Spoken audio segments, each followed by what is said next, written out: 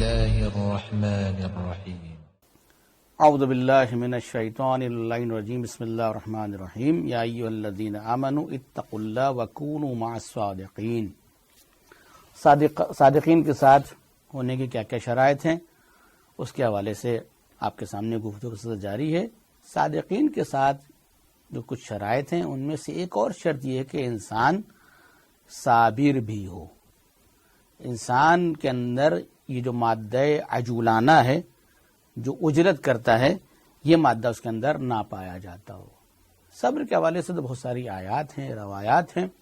خود قرآن مجید میں جو پروردگار نے ارشاد فرما رہا ہے یا ایھا الذین آمنوا استعینوا بالصبر والصلاۃ، یعنی مدد مانگو، مدد چاہو، استعینوا مدد چاہو، صبر والصلاۃ، صبر اور صلاۃ کے ذریعے سے مدد مانگو۔ تو بہرحال تو یہ صبر بھی ایک اہم ترین مسئلہ ہے کہ انسان کو صابر ہونا چاہیے، انسان کے اندر بردباری ہونا چاہیے، انسان کے اندر عجلت نہیں ہونا چاہیے، انسان عجول نہ ہو۔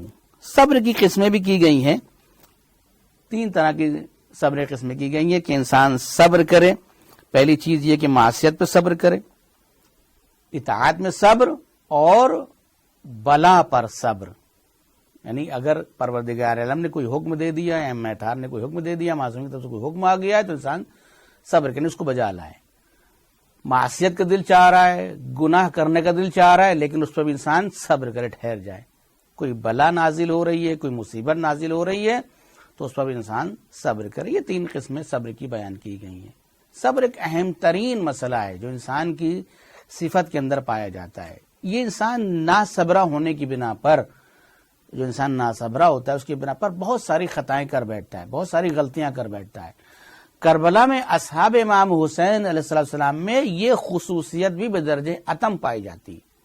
باقاعدہ دیکھنے کو ملتا ہے کہ کس طریقے سے امام حسین علیہ السلام، اصحاب امام حسین علیہ السلام اور خود خاندان امام حسین علیہ السلام میں کتنا زیادہ صبر پایا جاتا تھا۔ کون کون سے وہ مقام ہیں، کون کون سے وہ گوشے ہیں کہ جہاں دیکھیں کہ کس طریقے سے صبر کا مظاہرہ کیا ہے، کس طریقے سے صبورانہ گفتگو کی ہے۔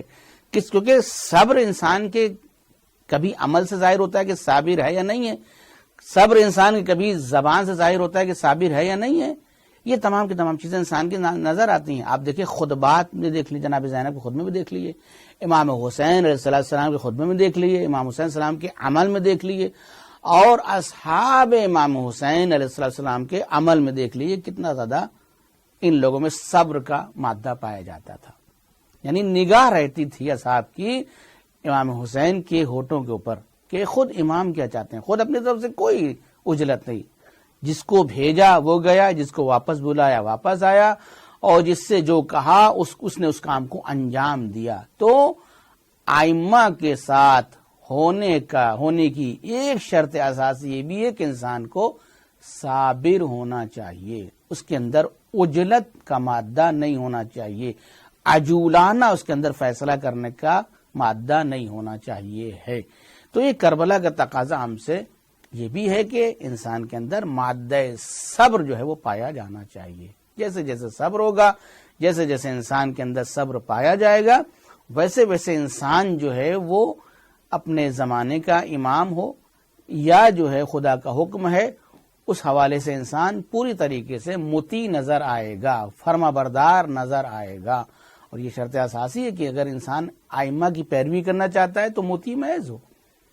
انسان کو چاہیے کہ اس کا مطیع محض ہو، اطاعت جب کہہ دیا رک جاؤ تو رک گئے، جب کہہ دیا ٹھہر جاؤ تو آگے بڑھ جاؤ تو بڑھ گئے۔ ہمارے یہاں یہ چیز ہوتی ہے کہ کسی کے حوالے سے بیان کیا جاتا ہے کہ اس نے ایسے کیا ویسے کیا، لیکن اگر تاریخ میں دیکھا جائے تو واقع دیکھے جناب عباس خود صبر کا مجسمہ ہے، حبیب نے مظاہر صبر کا مجسمہ ہے۔ یہ تمام اصحاب امام حسین صبر کا مجسمہ ہے۔ کیسے صبر کیا؟ یعنی اپنے امام کے حکم کے اوپر تعمیل کرنا، ان کے حکم بجا لانا، یہ عین صبر ہے۔